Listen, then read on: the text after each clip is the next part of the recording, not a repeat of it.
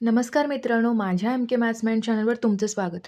आज आपण पोलीस भरतीमधील मागील वर्षाचे क्वेश्चन पेपरमध्ये विचारले गेलेले आणि महत्त्वाचे असे काही प्रश्न पाहणार आहोत. व्हिडिओ माहितीपूर्ण होणार आहे, त्यामुळे शेवटपर्यंत पहा. चॅनलवर नवीन आणि पहिल्यांदाच असाल तर सबस्क्राईब करायला विसरू नका. चला तर मग सुरुवात करूया. Question number 1. 1 + 2 + 3 + 4 + dot dot +74 is equal to किती? तर क्रमवार संख्यांची बेरीजचा फॉर्म्युला आपल्याकडे आहे. क्रमवार संख्यांची बेरीजचा फॉर्म्युला काय येतं? n+1 divided by 2. आता n किती आहे? 74 आणि n+1 काय असणार आहे? 74 + 1 75 डिवायडेड बाय 2. 37 × 75 आपलं उत्तर काय असेल? 2775. म्हणजेच आता हे काय दिलेलं आहे आपल्याला? क्रमवार संख्यांची बेरीज. पण स्टार्टिंग 1 पासून होत असेल तर आपण हा रूल यूज करायचा आहे. जर स्टार्टिंग 1 पासून होत नसेल, समजा 20 + 21 + 22 + dash dash dash 74 is equal to किती? आता आपल्याकडे यांचं उत्तर आपल्याला मिळालेलं आहे. किती आहे आपल्याकडे उत्तर? 2775. ज्यावेळी क्वेश्चन एक्झाममध्ये असा असतो 21 + 22 + 23 अप टू 74. तर काय करायचं? आता यामध्ये काय करायचं? 1 + 2 + 3 + डॅश डॅश + 20 19 + 20. आता हे 20 पासून आपल्याला 74 पर्यंत काय करायचं आहे? फाइंड करायचं आहे. तर पहिला काय करायचं? 1 + 19 पर्यंत हा फॉर्म्युला यूज करून 1 ते 19 या क्रमवार संख्यांची बेरीज फाइंड करायची. आता काय होणार? n+1 divided by 2. आता n कोणता असणार आहे? इथं लास्ट नंबर जो असतो तो काय असतो? n. 19 × 20 डिवायडेड बाय 2 उत्तर असेल याचं.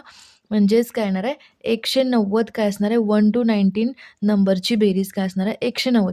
पण आपल्याला विचारले काय? 20 ते 74. आत्ताच आपण काय फाइंड केले? 1 to 74 पर्यंत काय सम असणार आहे? 2775. आता 1 to 74 2775 मायनस काय करायचं? हे 190 हे आपण एक्स्ट्रा घेतलेत म्हणून याचं काय करायचं? मायनस करायचं. तर उत्तर काय येईल? 2585 या क्वेश्चनचं काय असेल? उत्तर असेल. प्रश्न क्रमांक 2. खालीलपैकी कोणता आकडा 6 ने निःशेष भागला जाईल? आता 6ची कसोटी इथं आपल्याला यूज करावं लागणार आहे. 6ची कसोटी काय आहे? तर 2 आणि 3 ने त्या संख्येला भाग गेला पाहिजे. म्हणजेच तो 6 ने पण काय देईल त्याला? पूर्ण भाग जाईल.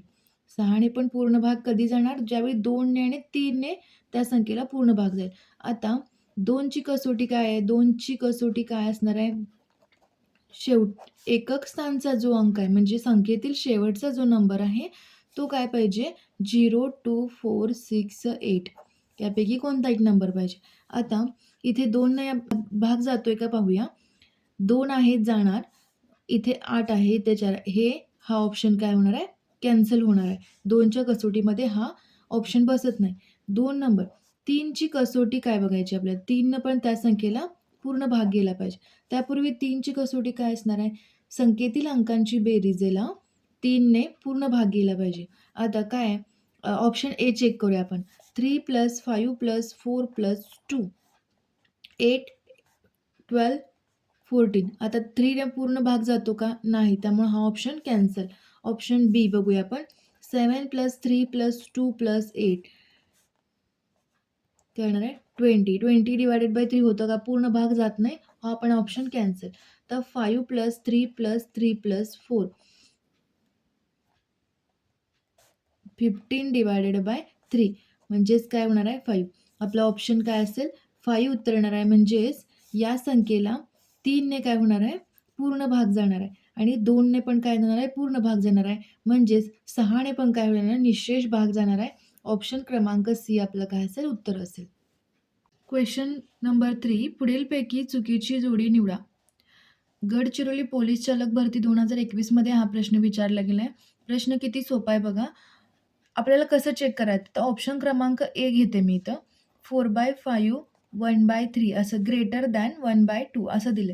तर काय करायचं? 4 × 8 करायचं आणि 5 × 1 करायचं. ही कंडिशन बरोबर आहे का? आहे. 8 काय आहे? मोठा आहे 5 पेक्षा. म्हणजे हा बरोबर आहे. ही चुकीची जोडी नाही आहे. ऑप्शन क्रमांक बी घेऊया. 2/3 ग्रेटर दॅन 1/2. आता हे काय होणार आहे? 4 ग्रेटर दॅन काय होणार आहे? 3. आता 4 ग्रेटर दॅन 3 आहे का? आहे. म्हणजेच काय हा पण ऑप्शन काय असणार आहे? ट्रू असणार आहे. ऑप्शन क्रमांक सी घेऊया. 1/3 1/2. तिरकस गुणाकार करतोय आपण. 1 × 2 2, 3 × 1 3 आणि हे मधील चिन्ह आहे असंच ठेवतोय. हे कंडिशन काय होणार आहे? फॉल्स होणार आहे. कारण 2 3 पेक्षा मोठा नाहीये.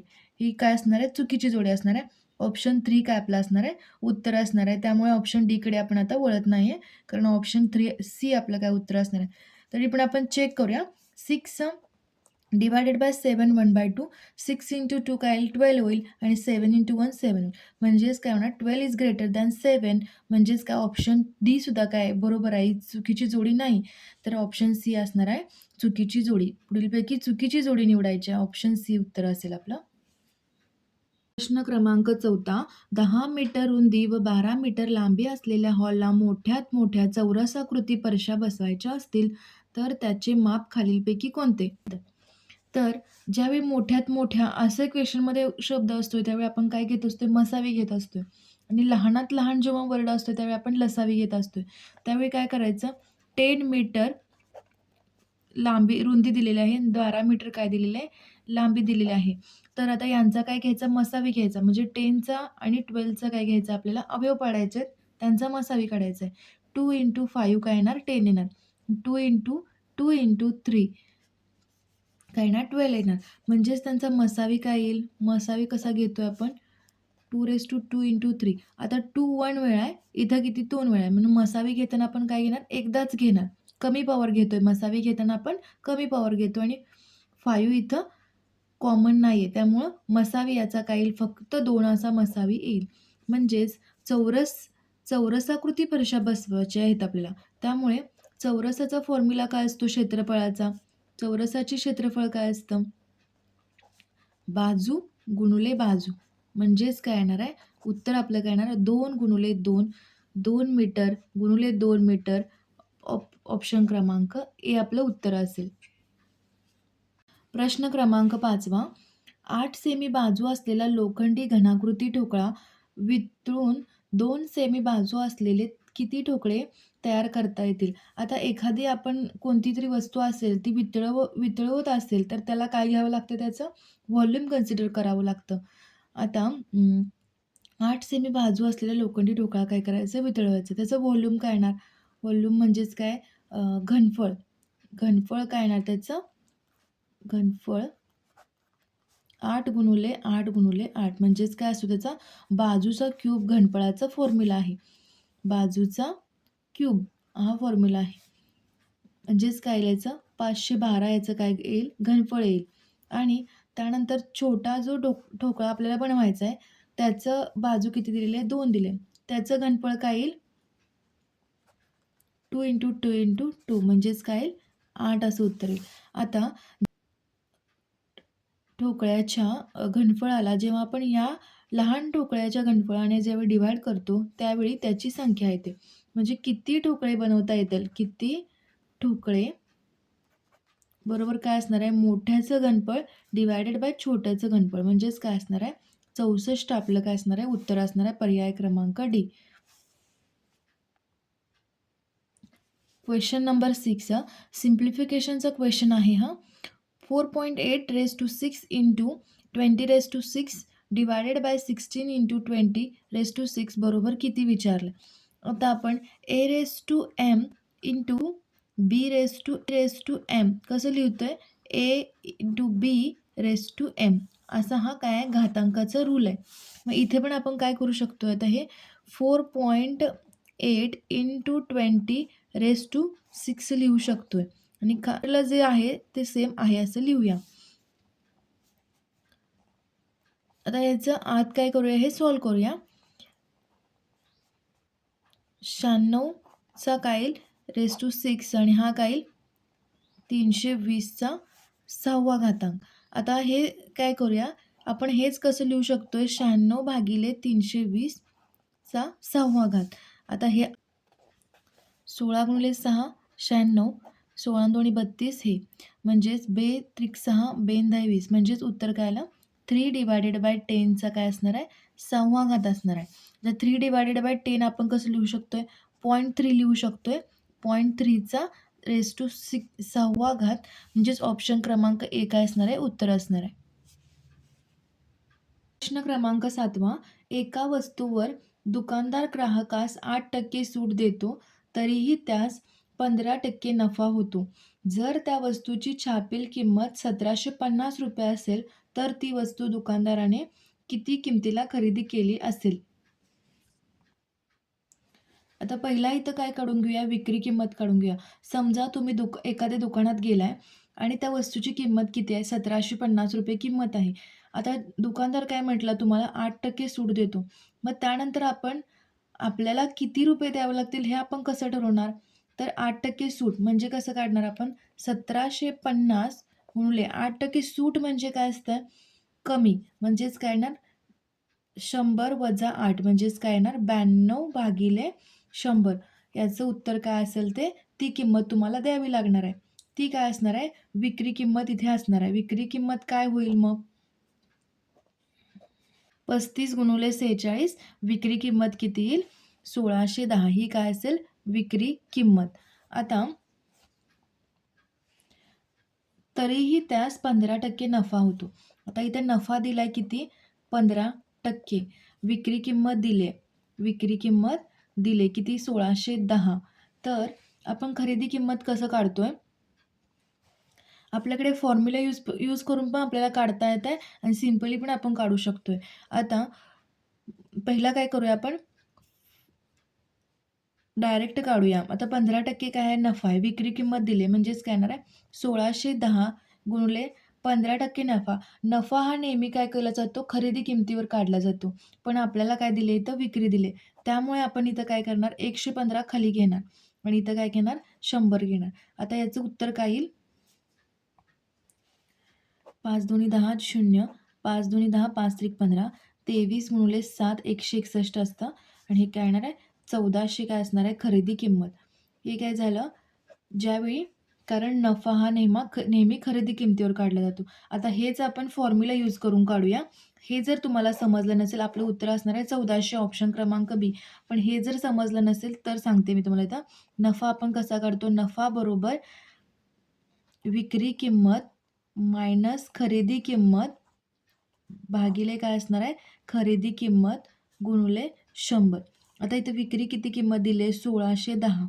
आता खरेदी किंमत काय काढायची आपल्याला काढायची आपण ती काय घेऊया x घेऊया आणि 100 नफा किती दिला आहे 15%. म्हणजेच आपण कसं करू शकतो आता हे 100 इथं मल्टिप्लाय इथं काय होणार आहे डिवाइड होणार आहे.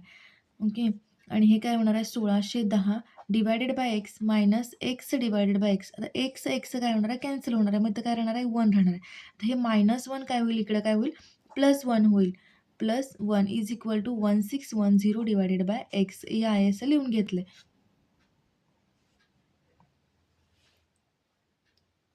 आता हे कसं होणार आहे 115/100 is equal to 1610 divided by. आता हे एक्स इकडे घेऊया आपल्याला एक्स काढायचं आहे 1610 आणि हा पूर्ण काय घेऊया इकडे घेऊया म्हणजेच काय होईल 100 डिवायडेड बाय 115. म्हणजेच काय झालं आहे खरेदी एक्स आपण खरेदी किंमत घेतली हाच पुन्हा इथे रिपीट झाला दिसतोय का हा 1610 100 डिवायडेड बाय 115 हे आपण फॉर्म्युला यूज करून काढले. पण डायरेक्ट ज्यावेळी नफा दिलेला असतो आणि ज्यावेळी विक्री किंमत दिलेली असते त्यावेळी काय करायचं 115 इथं काय होणार खाली येणार जी वाढ झाली ती खाली येणार आणि वरती काय येणार 100 येणार आहे. त्यामुळे आपलं उत्तर असेल 1400 ऑप्शन क्रमांक बी.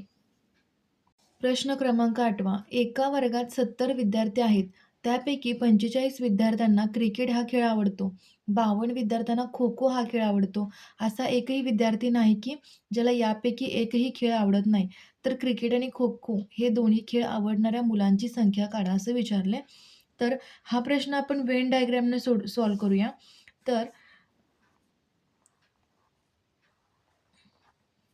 45 विद्यार्थ्यांना काय आवडतो क्रिकेट खेळ आवडतो. आता हा क्रिकेट आहे इथं काय असणार आहे 45.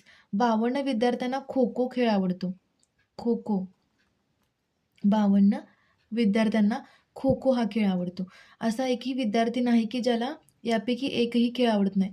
म्हणजे एक तरी खेळ त्यांना आवडत असणारच आहे. तर क्रिकेट आणि खो-खो हे दोन्ही खेळ आवडणाऱ्या मुलांची संख्या काढा. म्हणजे इथली जी संख्या आहे ना, ती आपल्या ह्यांनी काढायला सांगितली. हा जो ब्रॅकेट आहे, हा छोटा, तो आपल्याला त्याने काढायला सांगितला.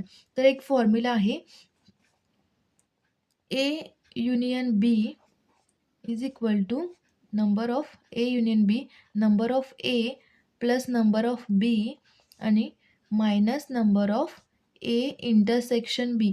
आता हा जो इंटरसेक्शनचा भाग आहे तो काय असणार आहे, हा असणार आहे आणि हा एन ऑफ ए काय असणार आहे 45. तर या व्हॅल्यू पुट करूया. एन ऑफ ए प्लस बी म्हणजे युनियनचा भाग काय असणार आहे, किती विद्यार्थी आहेत, 70 विद्यार्थी आहेत. इथे लिहूया 70. एन ऑफ ए काय असतंय म्हणजे क्रिकेट घेऊया आपण 45. एन ऑफ बी म्हणजे खो खो घेऊया 52 वजा एन ऑफ ए इंटरसेक्शन बी म्हणजेच हा भाग आपल्याला काढायचा आहे आणि तोच इथे प्रश्नामध्ये तोच विचारला आहे. आता हे काय होणार आहे 70 इज इक्वल टू काय होईल हे 97 minus N of A intersection B. तर हे इथं मायनस आहे, इथे जाताना काय होणार प्लस होणार. ए इंटरसेक्शन बी हे 97 मायनस काय होणार 17. आपलं उत्तर असेल 27. इंटरसेक्शनचा भाग आपल्याला काय करायला काढायला सांगितलं आहे. म्हणजेच क्रिकेट आणि खो-खो हे दोन्ही खेळ खेळणाऱ्या मुलांची संख्या आपल्याला इथं काढायला सांगितली. आपलं उत्तर असेल 27. ऑप्शन क्रमांक बी आपलं उत्तर असेल. प्रश्न क्रमांक 9. एका समांतरभुज चौकोनाचे क्षेत्रफळ 112 चौरस सेमी असून त्याचा पाया 10 सेमी असेल तर त्याची उंची काढा. तर समांतरभुज चौकोनाचे क्षेत्रफळ काय आहे? समांतरभुज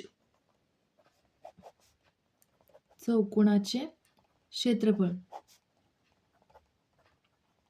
पाया गुणुले उंची असा याचा फॉर्म्युला आहे. पाया गुणुले उंची. आता त्याचा पाया दिलेला आहे इथं 10 सेमी, क्षेत्रफळ दिलेलं आहे 112, उंची आपल्याला काढायला सांगितली. तर उंची काय येईल